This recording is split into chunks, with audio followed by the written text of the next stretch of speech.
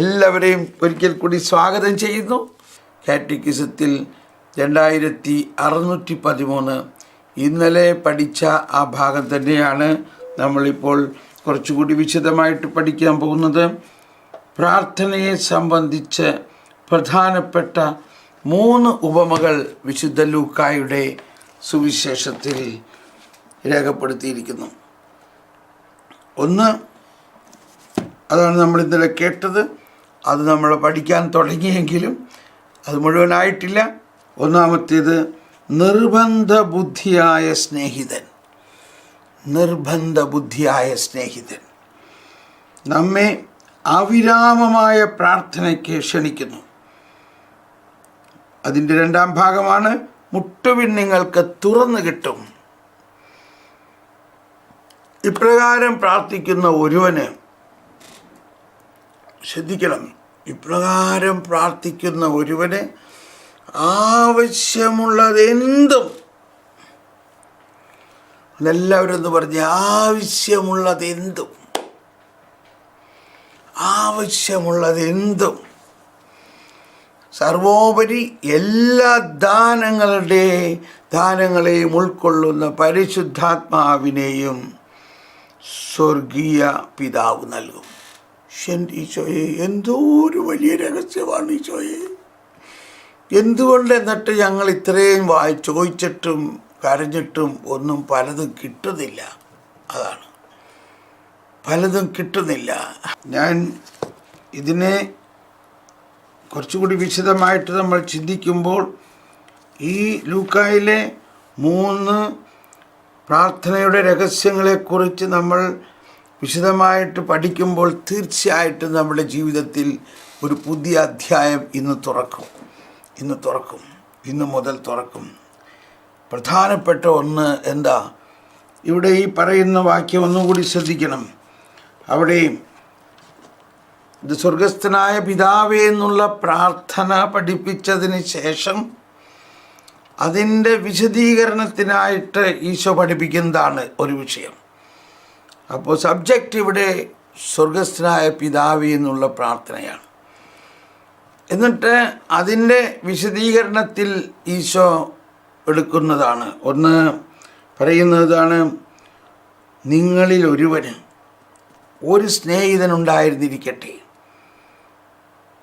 അർദ്ധരാത്രി അവൻ്റെ അടുത്ത് ചെന്ന് അവൻ പറയുന്നു, സ്നേഹിത, എനിക്ക് 3 അപ്പം വായ്പ തരിക. അതാണ്, എനിക്ക് 3 അപ്പം വായ്പ തരിക. അർദ്ധരാത്രി. ഇത് ഇപ്പോൾ നമ്മൾ മുഴുവനും ഇപ്പോൾ പഠിക്കുന്നില്ല. എവിടെ പഠിക്കുമെന്ന് എനിക്കറിയില്ല ഇത്. കാരണം ഇതിൽ ഒരുപാട് കാര്യങ്ങൾ അടങ്ങിയിരിക്കുകയാണ്. ഒന്ന്, എന്താണ് രാത്രി? 2, എന്താണ് 3 അപ്പം? എന്താണ് വായ്പ തരിക എന്നെല്ലാം പറയണതിൻ്റെ അർത്ഥം.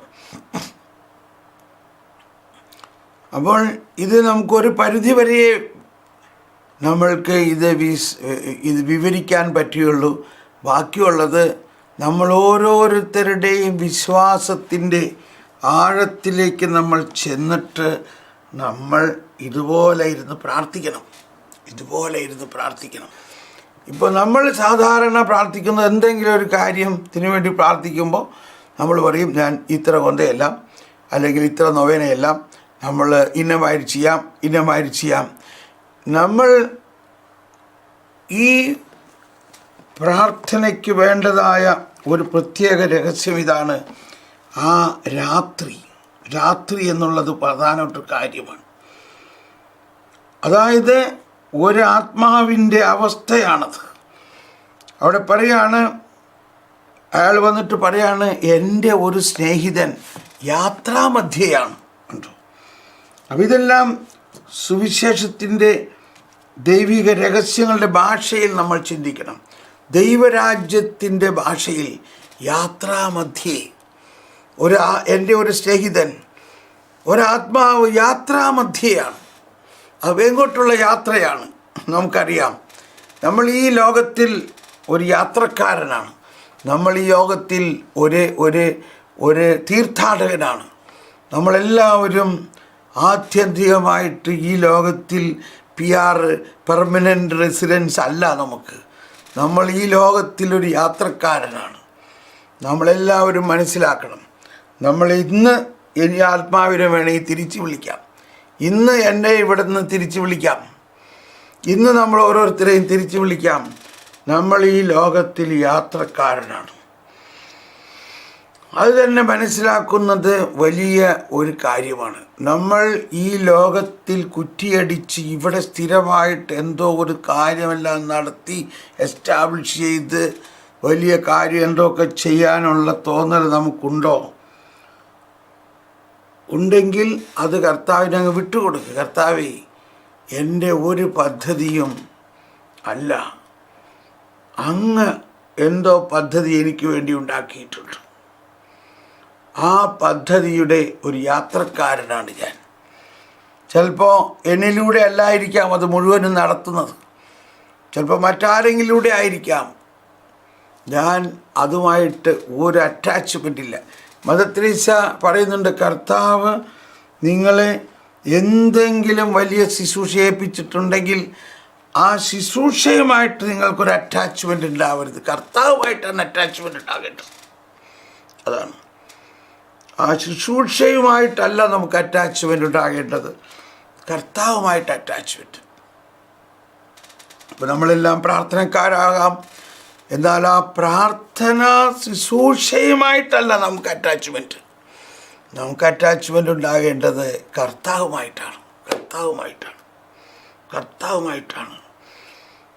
ഇവിടെ രാത്രി ഒന്ന്, യാത്രാമധ്യേ 3 അപ്പം. ഇപ്പോൾ ഈ രാത്രി എന്നത് പ്രാർത്ഥനയുടെ ഏറ്റവും അഗാധമായ ആവശ്യമുള്ള അവസ്ഥയാണ്. പ്രാർത്ഥന ഏറ്റവും ആവശ്യമുള്ളത് രാത്രിയുടെ യാമങ്ങളിലാണ്. ഈശോ തന്നെ രാത്രി മുഴുവനും പ്രാർത്ഥിക്കുന്നതായിട്ട് നമ്മൾ കാണുന്നുണ്ട്.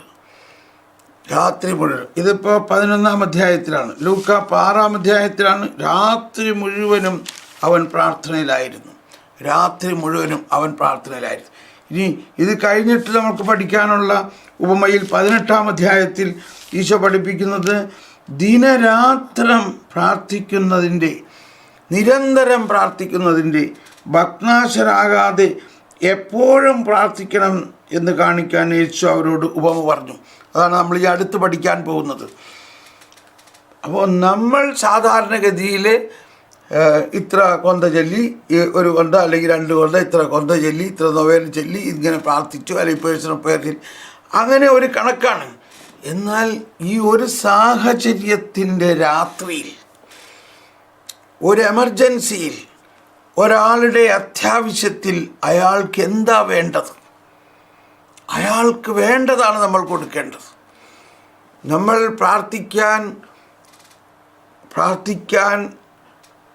പ്രാർത്ഥിക്കുന്ന അവസ്ഥ ഇപ്പോൾ ഒരു പക്ഷേ നമ്മളുടെ കുടുംബത്തിലെ അവസ്ഥയായിരിക്കാം, ശുശ്രൂഷയുടെ അവസ്ഥയായിരിക്കാം, നമ്മളെ കർത്താവ് ഏൽപ്പിച്ചിരിക്കുന്ന ദൗത്യത്തിൻ്റെ അവസ്ഥയായിരിക്കാം.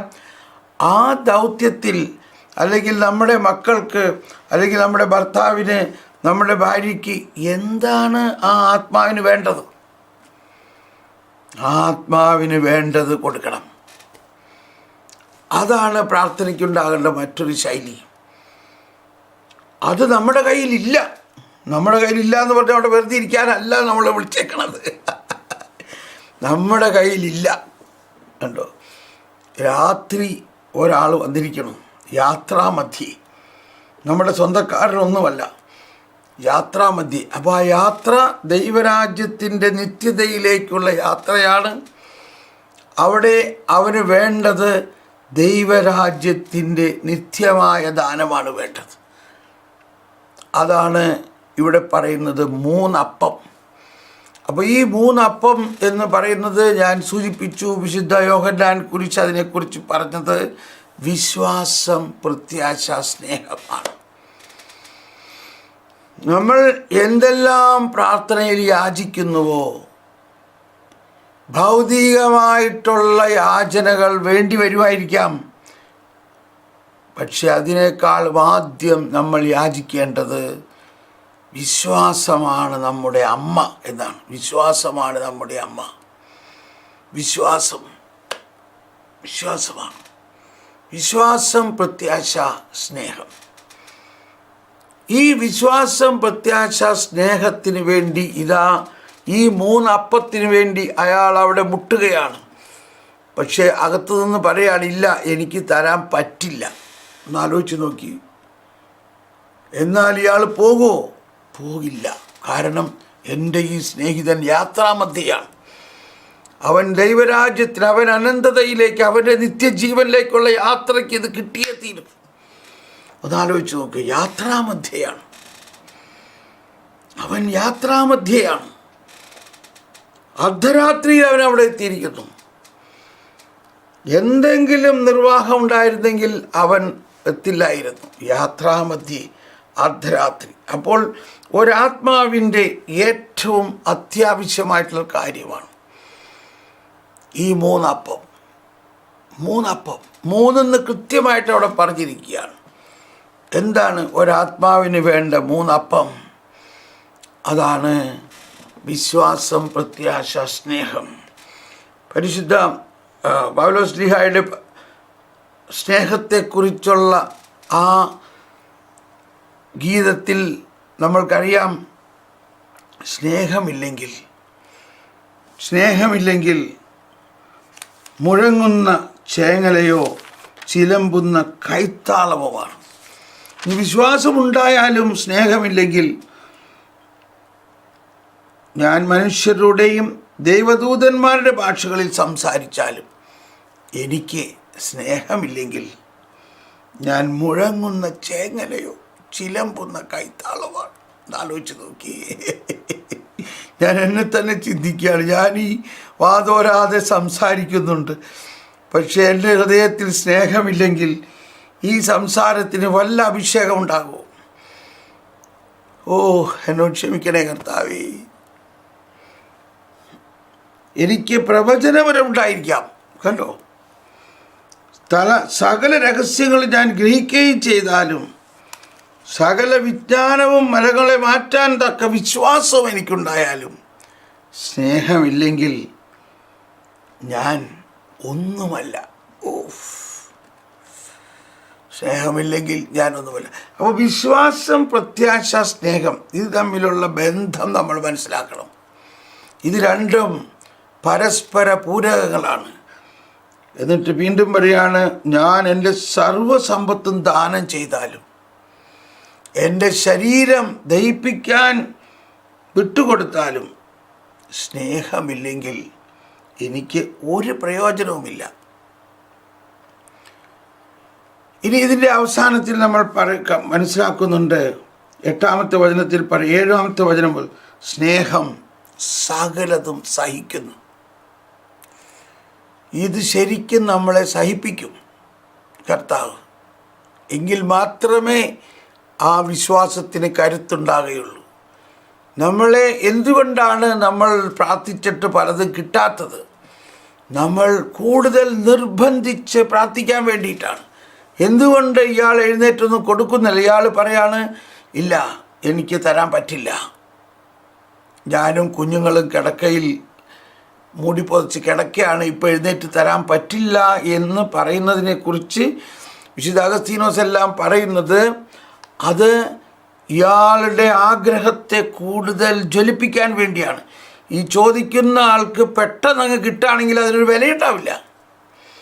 നമ്മളെന്തെങ്കിലും ചോദിക്കുന്നത് പെട്ടെന്ന് കിട്ടുകയാണെങ്കിൽ അതിന് ഉള്ള വിലയും, മറിച്ച് നമ്മൾ വളരെയധികം കഷ്ടപ്പെട്ട് വളരെയധികം നാൾ തപസ്സെടുത്ത് വളരെയധികം നാൾ ഉപവസിച്ച് പ്രാർത്ഥിച്ചിട്ട് കിട്ടുമ്പോഴാണ് അതിന് വേറൊരു വില, അതിന് വില വേറെ ഇതാണ്. അത് വളരെ വിലപിടിപ്പുള്ള ഒന്നായതുകൊണ്ടാണ് അത് പെട്ടെന്ന് കൊടുക്കാത്തത് എന്നാണ് പറയുന്നത്. അത് വളരെ വിലപിടിപ്പുള്ളതാണ്. അതുകൊണ്ട് അവനെ കൊണ്ട് നിർബന്ധിപ്പിക്കുന്നു. കൂടുതൽ സമയം ഇല്ല, അത് പെട്ടെന്ന് കൊടുത്താൽ ശരിയാവില്ല. അവൻ്റെ ആഗ്രഹം, അവൻ്റെ തീഷ്ണത ഒന്ന് മനസ്സിലാകട്ടെ. അവൻ എന്നാൽ ശരി ചോദിച്ചിട്ട് കിട്ടില്ല എന്ന് പറഞ്ഞ് പോകുകയാണെങ്കിൽ പോട്ടെ, നോക്കട്ടെ അവൻ എത്ര നേരം മുട്ടുമെന്ന്. ഇതെല്ലാം കർത്താവിൻ്റെ ചില പ്രാർത്ഥനയുടെ വലിയ രഹസ്യങ്ങളാണ്. പ്രാർത്ഥനയുടെ വിസ്മയം എന്ന് പറയുന്നത് അതാണ്. അപ്പോൾ നമ്മൾ ആ കാനാൻകാരി പെണ്ണിനെ കുറിച്ച് പഠിച്ച പോലെ അവൾ എന്ത് ചെയ്തിട്ടും പോയില്ല. അവൾ പോയില്ല. അവസാനം കർത്താവ് പറഞ്ഞ് ഇത് മക്കൾക്ക് കൊടുക്കണത് നായ്ക്കൾക്ക് കൊടുക്കില്ല. ഇതെങ്കിലും കേട്ടാൽ അവൾ ഉടനെ വിമ്മിഷ്ടപ്പെടുക. എന്നാൽ ശരി ഞാൻ പോകാമെന്നും പറഞ്ഞിട്ട് പോകുമെന്ന് വിചാരിച്ചു. അവൾ പോയില്ല. മറിച്ച് അവൾ കർത്താവിനോട് പറയാണ്, ആ നായ്ക്കൾക്ക് കൊടുക്കണത് എനിക്ക് തന്നാൽ മതി. നായ്ക്കളും ആ അപ്പക്കഷ്ണം കൊണ്ടാണല്ലോ ജീവിക്കണേ. അത് കേട്ടപ്പോൾ വിശ്വാസത്തിൻ്റെ ഒരു ഭാഷയാണ്. എന്ന പോലെ ഇവിടെ ഇയാൾ അർദ്ധരാത്രിയിൽ വന്നിട്ട് ഇങ്ങനെ മുട്ടിക്കൊണ്ടിരിക്കുകയാണ്. എന്ത് ചെയ്തിട്ട് ഇയാൾ പോകുന്നില്ല. അതുപോലെ ഒരു നിർബന്ധത നമുക്ക് വേണം. നമ്മൾ നിശ്ചയിച്ചിരിക്കുകയാണ്, നമ്മൾ പോകണ പ്രശ്നമില്ല ഇത് കിട്ടാണ്ട്. അപ്പോൾ തന്നെ നമുക്ക് കിട്ടിക്കഴിഞ്ഞു. നമ്മൾ എന്താഗ്രഹിക്കുന്നുവോ ചോദിക്കുന്നുവോ അത് കിട്ടാണ്ട് നമ്മൾ പോകില്ല എന്ന് പറയുന്നത് ഏത് അവസ്ഥയിലാണ്? ഒന്ന്, ഈ അകത്തിരിക്കുന്ന ആളുടെ കയ്യിൽ ഇതുണ്ട്, ഈ അപ്പം അയാളുടെ കയ്യിലുണ്ട്, അവിടെ നിന്നേ ഇത് കിട്ടുള്ളൂ, അയാളുടെ കയ്യിൽ അതുണ്ട് എന്നുള്ള പൂർണ്ണ അവബോധം. അതെനിക്ക് അവകാശമാണ്, എനിക്ക് തന്നേ തീരൂ, ഞാനതില്ലാണ്ട് പോകില്ല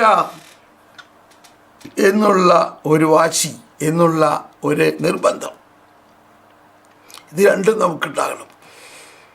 മൂന്നാമത്, ഇതെനിക്ക് വേണ്ടിയല്ല, ഇതെൻ്റെ സ്വാർത്ഥതയോ എൻ്റെ ആഗ്രഹത്തിനോ വേണ്ടിയല്ല. ഇത് ഒരാൾ യാത്രാമധ്യയാണ്, അയാൾക്ക് വേണ്ടിയുള്ളതാണ്. അയാൾക്ക് ഞാനിത് കൊടുക്കും. പിന്നെ ഞാൻ ഇത് വായ്പയാണ് ചോദിക്കണത്, പിന്നെ തിരിച്ച് തരാമെന്നും കൂടി പറഞ്ഞിട്ടാണ് വരുന്നത്. അതിൻ്റെ അർത്ഥം എനിക്ക് മനസ്സിലാവുന്നില്ല ഇപ്പോൾ, പിന്നീട് എപ്പോഴെങ്കിലും മനസ്സിലാവുമായിരിക്കും. ഞാൻ കുറേ പ്രാർത്ഥിച്ച് നോക്കി അതെന്താണ് അതിൻ്റെ അർത്ഥമെന്ന് ഇതുവരെ എനിക്ക് മനസ്സിലായിട്ടില്ല. അതാണ് തിരിച്ചു തരാം. എങ്ങനെ ഞാൻ തിരിച്ചു തരും അതെനിക്ക് മനസ്സിലായിട്ടില്ല. അപ്പോൾ ഇവിടെ 1 കൊരിന്ത്യർ 13 പറയുന്ന ഒരു പ്രധാന രഹസ്യമുണ്ട്. നമ്മുടെ സ്നേഹത്തിന് ഉണ്ടായിരിക്കേണ്ട ഒരവസ്ഥയാണ് വിശ്വാസം, സ്നേഹം. ഉണ്ടോ? എൻ്റെ വിശ്വാസം, സ്നേഹം സകലതും സഹിക്കുന്നു.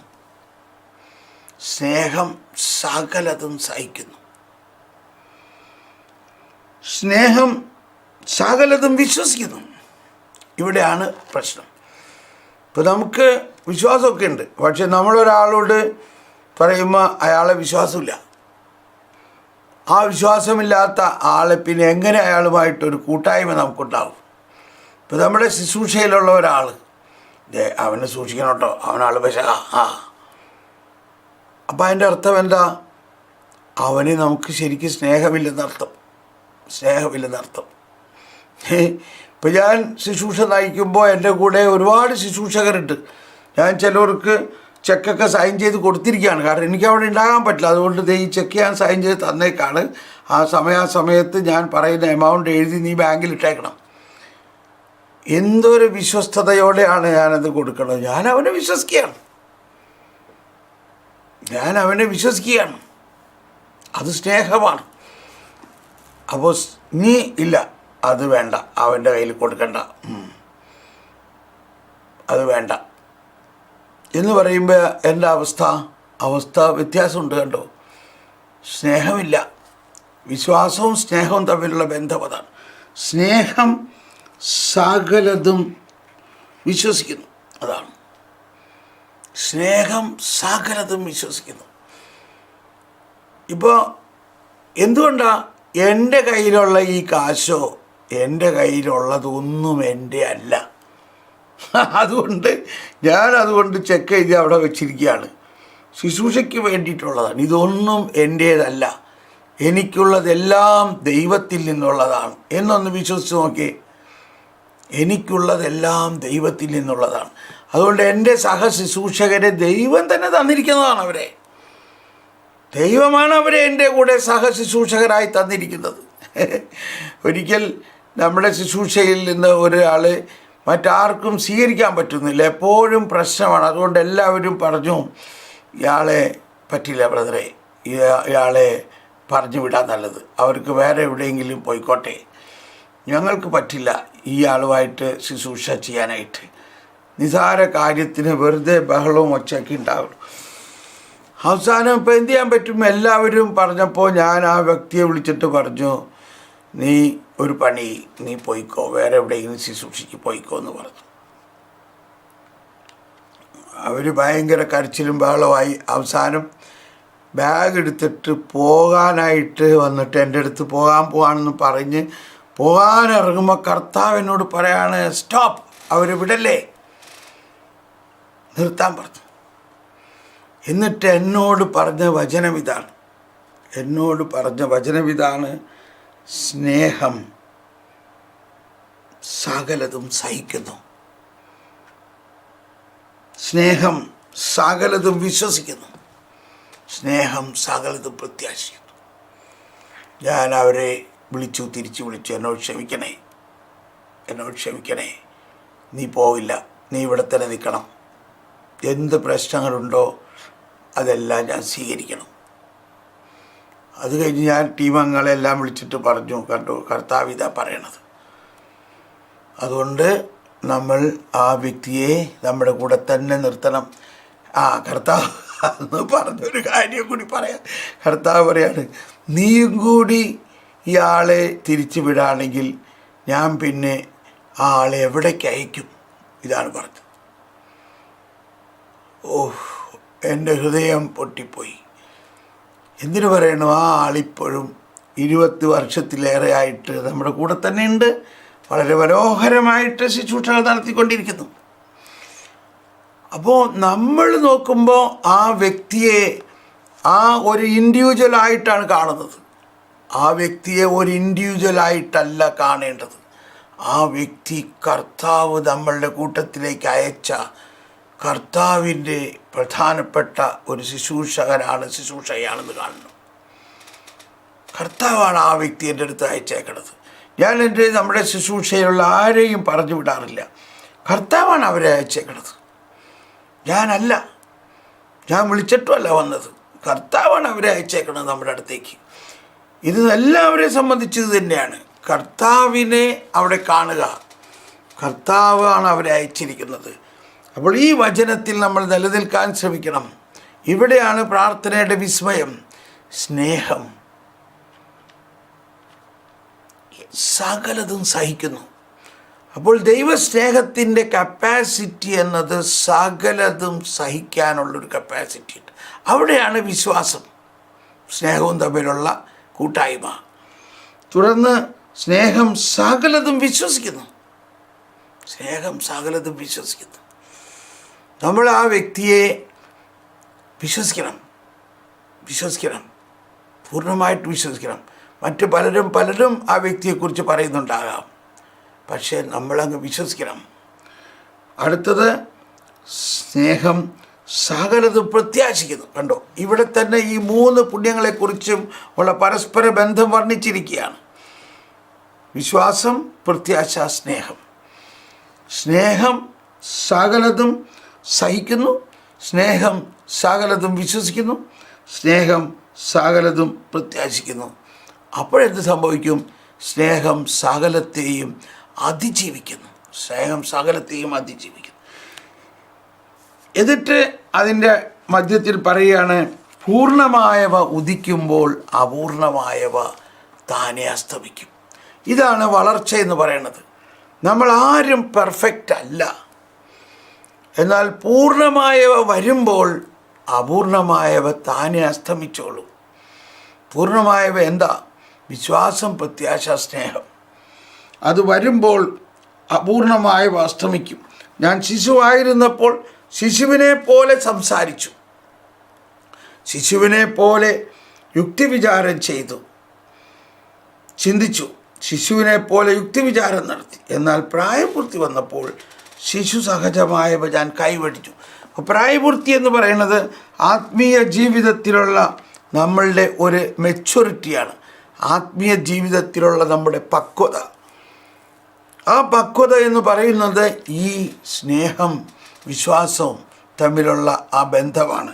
എന്നിട്ട് അവസാനം പറയുകയാണ്, ഇപ്പോൾ നമ്മൾ കണ്ണാടിയിലൂടെ അവ്യക്തമായി കാണുന്നു, അപ്പോഴാകട്ടെ മുഖാഭിമുഖം ദർശിക്കും. കണ്ടോ, നേരിട്ട് കർത്താവുമായിട്ട് ദർശനം ഉണ്ടാവുന്നു. ഇപ്പോൾ ഞാൻ ഭാഗികമായി അറിയുന്നു, അപ്പോഴാകട്ടെ ദൈവം എന്നെ പൂർണ്ണമായി അറിയുന്നത് പോലെ ഞാനും പൂർണ്ണമായി അറിയും. എപ്പോൾ? വിശ്വാസം, പ്രത്യാശ, സ്നേഹം. ഇവ മൂന്നും നിലനിൽക്കുന്നു. എന്നാൽ സ്നേഹമാണ് സർവോത്കൃഷ്ടം. അപ്പോൾ ഇതാണ് ഈ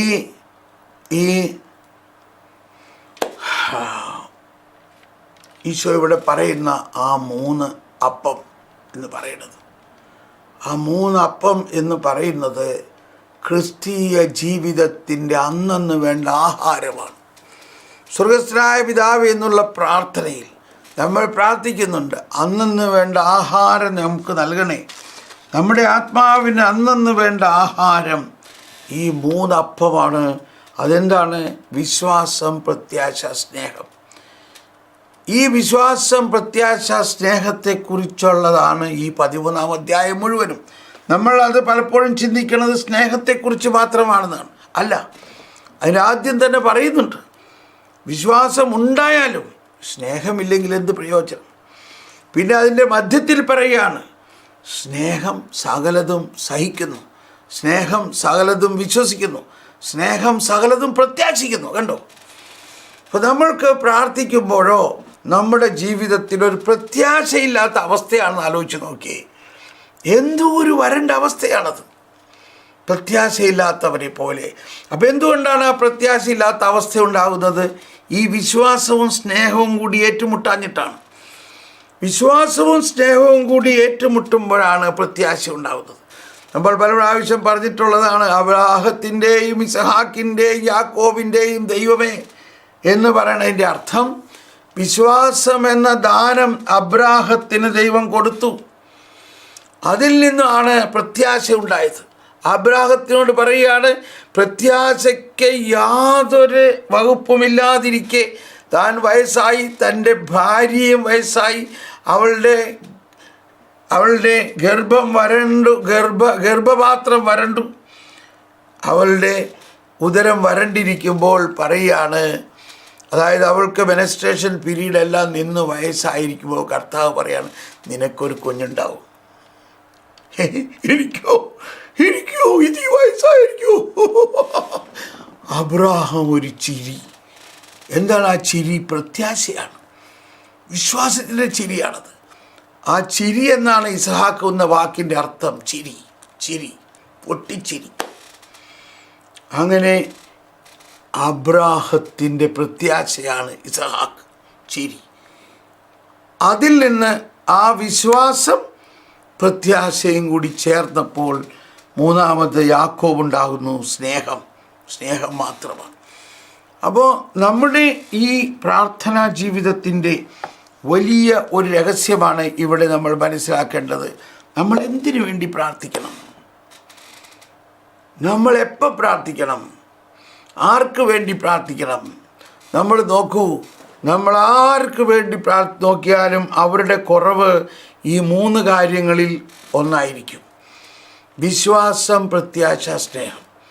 നമ്മൾ നോക്കിക്കോ, നമ്മൾ ഈ ലോകത്തിൽ ആർക്ക് വേണമെങ്കിൽ നോക്കിക്കോ, എല്ലാവരും യാത്രാമധ്യയാണ്. ഈ ലോകത്തിലുള്ള എല്ലാവരും അർദ്ധരാത്രിയിലാണ്. ഈ ലോകത്തിലുള്ള എല്ലാ ജാതി മതസ്ഥരും ദൈവരാജ്യത്തിലെ നിത്യതയിലേക്കുള്ള യാത്രാമധ്യത്തിലാണ്. അവർക്ക് വാസ്തവത്തിൽ വേണ്ടത് എന്താണ്? അവർക്ക് വേണ്ടത് വിശ്വാസം, പ്രത്യാശ, സ്നേഹമാണ്. ഈ വിശ്വാസം, പ്രത്യാശ, സ്നേഹം എന്നത് അവർക്ക് ലഭിക്കാൻ അവർക്ക് സ്വയം വിശ്വാസമില്ലെങ്കിൽ എന്ത് ചെയ്യും? അവരുടെ കയ്യിലില്ലാത്ത. അവിടെയാണ് നമ്മൾ ഒരു മീഡിയേറ്റർ പോലെയാണ്. നമ്മുടെ കയ്യിലുമില്ല. അതാണ്, ഈ സ്നേഹിതൻ്റെ കയ്യിലുമില്ല. പക്ഷെ അയാൾക്ക് ഒരാളെ അറിയാം, ഇതുള്ള ഒരാളെ അറിയാം. അതാണ് പ്രാർത്ഥനയുടെ വിസ്മയം. നമുക്ക് ഇതുള്ള ഒരാളെ അറിയാം. അതാരാ? സ്വർഗ്ഗസ്ഥനായ ഞങ്ങളുടെ പിതാവേ. അവിടെ നമുക്ക് വേണമെങ്കിൽ അവിടെ ഈശോയും പരിശുദ്ധാത്മാവിനെയും നമുക്കറിയാം. ഇവരും നമുക്ക് വേണ്ടി പ്രാർത്ഥിക്കും. അങ്ങനെ നമുക്ക് ഒരു പ്രത്യാശയുണ്ട്. അവിടെ ചെന്നാൽ നമുക്ക് കിട്ടും. നമുക്ക് ഇവിടെ നിർത്താം. നമുക്ക് നന്ദി പറയാം.